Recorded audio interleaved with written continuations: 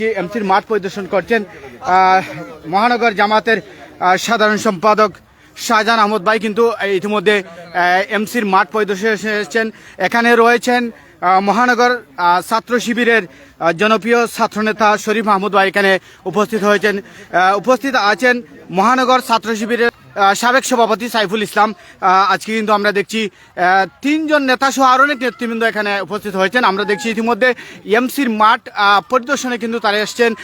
আগামী 9, 10, 11 তারিখ কিন্তু এই এমসির মাঠে উপমহাদেশের বিখ্যাত আলেমেদিন তাফসির, যিনি অত্যন্ত চমৎকার তাফসির করেন, যুব সমাজ যার তাফসির শোনার জন্য দীর্ঘ সময় অপেক্ষা করেন, বিভিন্ন এক জেলা থেকে অন্য জেলা পর্যন্ত তারা ভিজিট করেন ওনার তাফসির শোনার জন্য, সেই মিজানুর রহমান আজহারি কিন্তু এই সিলেটের এমসির মাঠে আসবেন। আমরা আসলে সিলেটবাসী খুবই আনন্দিত। দীর্ঘদিন পরে ওনাকে আমরা যে সিলেটের মাটিতে দেখব একসাথে, সেই ব্যবস্থার জন্য ধন্যবাদ জানাচ্ছি কর্তৃপক্ষকে। আমরা এই মুহূর্তে প্রথমে জানতে চাই শরীফ মাহমুদ ভাইয়ের কাছ থেকে কেমন প্রস্তুতি গ্রহণ করছেন, আপনারা যদি একটু বলতেন। জি আলহামদুলিল্লাহ রাব্বিল আলামিন। আপনারা সিলেটবাসী সবাই অবগত আছেন, আঞ্জুমানে খেদমতে কুরআন দীর্ঘ দিন থেকে সাইদুজের স্মৃতিবিজড়িত সিলেট ময়দানে তাফসির পেশ করছিলেন।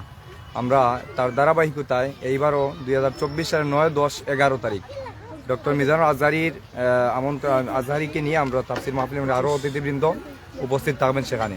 আমাদের এই পর্যন্ত আয়োজন, এই পর্যন্ত প্রস্তুতি বলা যায় সবগুলাই সম্পূর্ণের দিকে।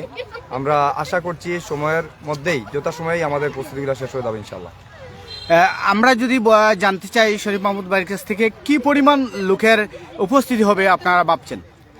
আপনারা জানেন আমাদের প্রথমে মাহফিলটা ছিল আলিয়া মাদ্রাসা ময়দান। জি, তো আমাদের দায়িত্বশীলরা চিন্তা করছেন এমনকি সবার কাছে যে পর্যন্ত এখন তো যে সাড়া আসছে, সাড়া পাওয়া যাচ্ছে, তার থেকে আমরা অনুমান করতে পারি, আমরা আশা করছি, প্রত্যাশা রাখছি মিনিমাম 4 থেকে 5 লক্ষ মানুষ হবে, মিনিমাম। তার উপরে অনেক হবে, মিনিমাম 4 থেকে 5 লক্ষ। জামাতের সাধারণ সম্পাদক আমাদের অত্যন্ত প্রিয়ভাজন ব্যক্তি জনাব শাহজাহান ভাইয়ের কাছ থেকে আমরা যতটুকু জানি, যদিও শরীফ মাহমুদ ভাই বলেছেন 4 থেকে 5 লক্ষ মানুষ, আমরা জানি আরও বেশি আমাদের কাছে তথ্য রয়েছে। এই যে এত লক্ষাধিক মানুষ, অর্থাৎ 5-7 লক্ষ মানুষের সমাগমন হবে ডক্টর মিজানুর রহমান আজহারির উপলক্ষে, এই লোকের কারণ হয়ে যাবে বলা যায় সিলেট। তো এই বিষয়টা আপনারা কেমনভাবে দেখছেন বা প্রস্তুতি কতটুকু এগিয়ে নিয়ে যাচ্ছেন? বিসমিল্লাহির রহমানির রহিম। সম্মানিত উপস্থিত আমার প্রিয় ভাইয়েরা, সিলেটবাসী, সারা দেশ এবং পৃথিবী থেকে যারা দেখছেন, আঞ্জুমানে খেদমতে কুরআন এটা হলো 36তম তাফসির মাহফিল।